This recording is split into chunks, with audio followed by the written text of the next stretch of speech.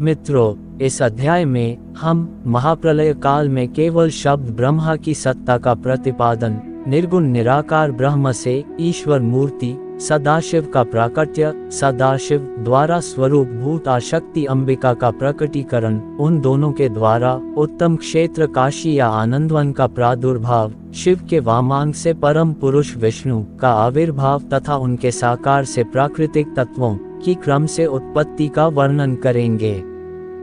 ये रुद्र संहिता का 6वां अध्याय है। ब्रह्मा जी ने कहा, देव शिरोमणि, तुम सदा समस्त जगत के उपकार में ही लगे रहते हो। तुमने लोगों के हित की कामना से यह बहुत उत्तम बात पूछी है, जिसके सुनने से संपूर्ण लोगों के समस्त पापों का क्षय हो जाता है। उस अनामे शिव तत्व का मैं वर्णन करता हूँ। शिव तत्व का स्वरूप बड़ा ही उत्कृष्ट और अद्भुत है। जिस समय समस्त चराचर जगत नष्ट हो गया था, सर्वत्र केवल अंधकार ही अंधकार था। न सूर्य दिखाई देते थे, न चंद्रमा, अन्य ग्रहों और नक्षत्रों का भी पता नहीं था। ना दिन होता था ना रात। अग्नि, पृथ्वी, वायु और जल की भी सत्ता नहीं थी। प्रधान तत्व अव्याकृत प्रकृति से रहित सुना आकाश मात्र शेष था। दूसरे किसी तेज की उपलब्धि नहीं होती थी। अदृश्य आदि का भी अस्तित्व नहीं था। शब्द और स्पर्श भी साथ छोड़ चुके थे। गंध और रूप की भी अभिव्यक्ति नहीं होती थी। रस का भी अभाव हो गया था। दिशाओं का भी भान नहीं होता था। इस प्रकार सब और निरंतर सूचीभेद घोर अंधकार फैला हुआ था। उस समय तत्सद ब्रह्मा इस श्रुति में जो सत सुना जाता है एकमात्र वही शेष था। जब यह वह ऐसा जो इत्यादि रूप से निर्दिष्ट होने वाला यह जगत नहीं था, उस समय एकमात्र वह सत्य ही शेष था जिसे योगी जन अपने हृदयाकाश के भीतर निरंतर देखते हैं। वह सत्तत्व मन का विषय नहीं है। वाणी की भी वहां तक कभी पहुंच नहीं होती। वह नाम तथा रूप रंग से भी शून्य है। वह न स्थूल है न कृश, न लघु है न गुरु। उसमें न कभी वृद्धि होती है न ह्रास।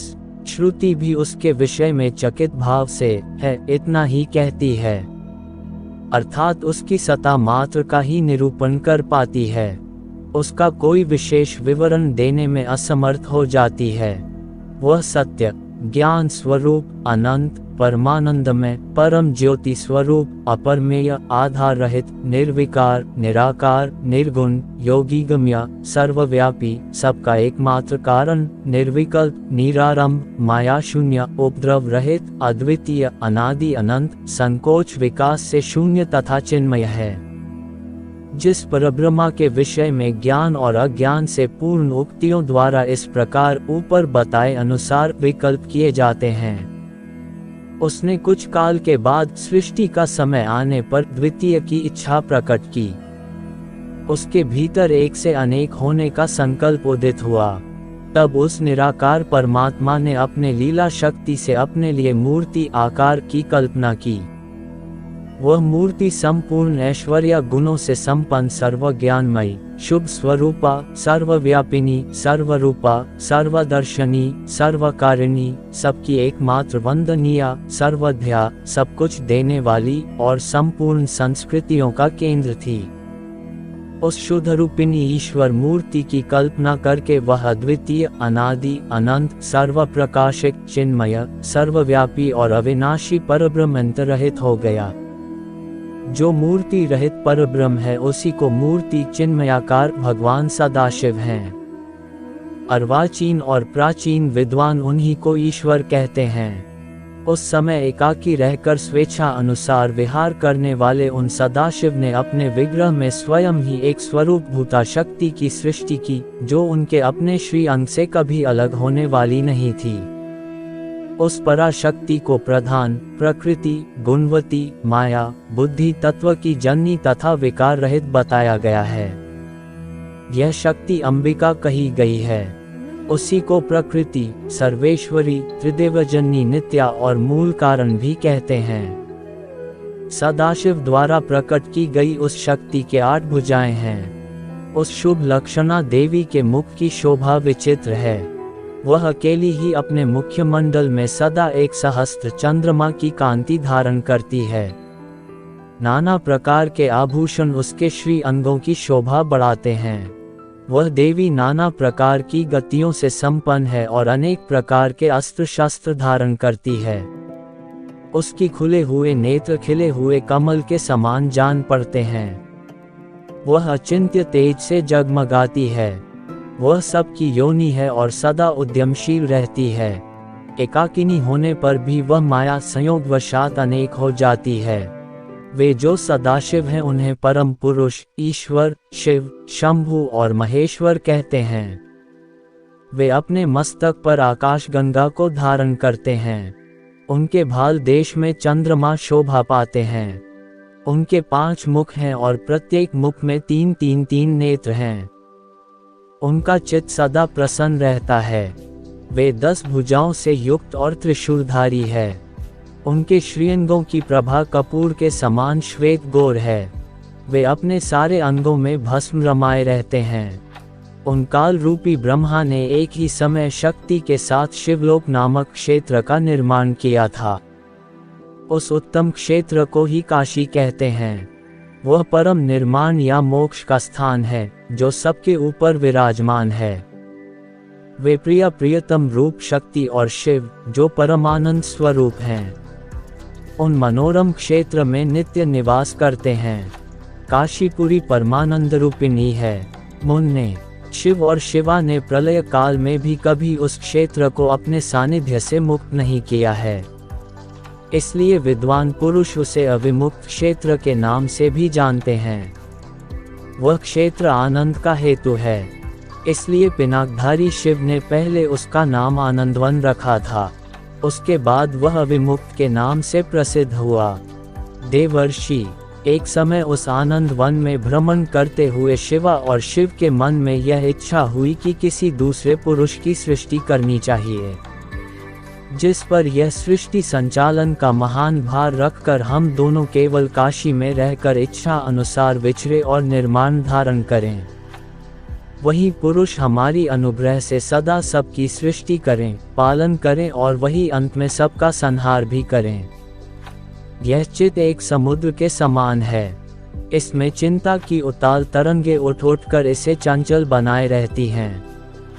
इसमें सत्व गुण रूपी रत्न, तमोगुण रूपी ग्राह और रजोगुण रूपी मूंगे भरे हुए हैं। इस विशाल चित्त समुद्र को संकुचित करके हम दोनों उस पुरुष के प्रसाद से आनंद कानंद काशी में सुखपूर्वक निवास करें। यह आनंदवन वह स्थान है जहां हमारी मनोवृत्ति सब ओर से सीमित कर इसी में लगी हुई है तथा जिसके बाहर का जगत चिंता से आतुर प्रतीत होता है।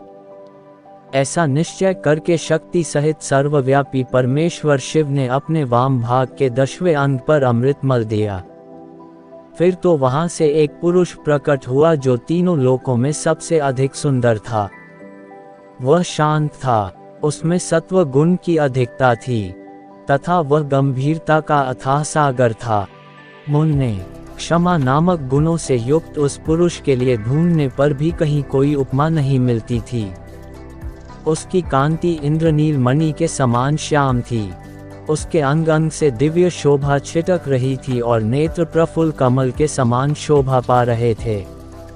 श्री अंगों पर स्वर्ण की कांति वाले 2 सुंदर रेशमी पीतांबर शोभा दे रहे थे।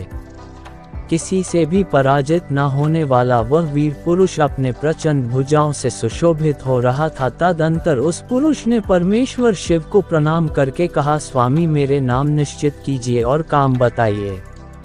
उस पुरुष की यह बात सुनकर महेश्वर भगवान शंकर हंसते हुए मेघ के समान गंभीर वाणी में उससे बोले।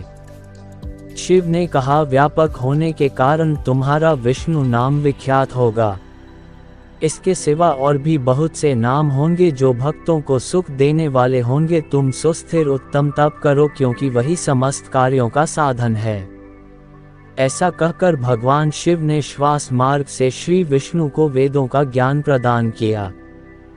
तदनंतर अपनी महिमा से कभी च्युत न होने वाले श्री हरि भगवान शिव को प्रणाम करके बड़ी भारी तपस्या करने लगे और शक्ति सहित परमेश्वर शिव भी पार्षद गणों के साथ वहां से अदृश्य हो गए। भगवान विष्णु ने सुदीर्घ काल तक बड़ी कठोर तपस्या की। तपस्या के परिश्रम से युक्त भगवान विष्णु के अंगों से नाना प्रकार की जलधाराएं निकलने लगी। यह सब भगवान शिव की माया से ही संभव हुआ। महामुने, उस जल से सारा सुना आकाश व्याप्त हो गया।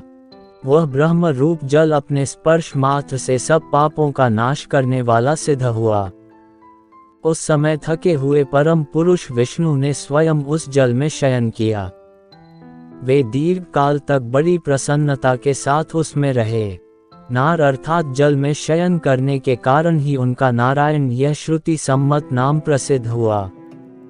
उस समय उन परम पुरुष नारायण के सिवा दूसरी कोई प्राकृतिक वस्तु नहीं थी। उसके बाद ही उन महात्मा नारायण देव से यथासंभव सभी तत्व प्रकट हुए। महामते विद्वन, मैं उन तत्वों की उत्पत्ति का प्रकार बता रहा हूँ। सुनो। प्रकृति से महतत्व प्रकट हुआ और महतत्व से तीनों गुण। इन गुणों के भेद से ही त्रिविध अहंकार की उत्पत्ति हुई। अहंकार से 5 तन्मात्राएं हुई और उन तन्मात्राओं से 5 भूत प्रकट हुए। उसी समय ज्ञानेंद्रियों और कर्मेंद्रियों का भी प्रादुर्भाव हुआ। मुनि श्रेष्ठ, इस प्रकार मैंने तुम्हें तत्वों की संख्या बताई है। इनमें से पुरुष को छोड़कर शेष सारे तत्व प्रकृति से प्रकट हुए, इसलिए सब के सब जड़ हैं। तत्वों की संख्या 24 है। उस समय एकाकार हुए 24 तत्वों को ग्रहण करके नारायण भगवान शिव की इच्छा से ब्रह्मरूप जल में सो गए। ये अध्याय समाप्त हुआ। अगर आपको हमारी कथा अच्छा लगा तो इसे अपनी प्रियजनों को शेयर करें। हमारा चैनल श्री पपेश को सब्सक्राइब करें। धन्यवाद।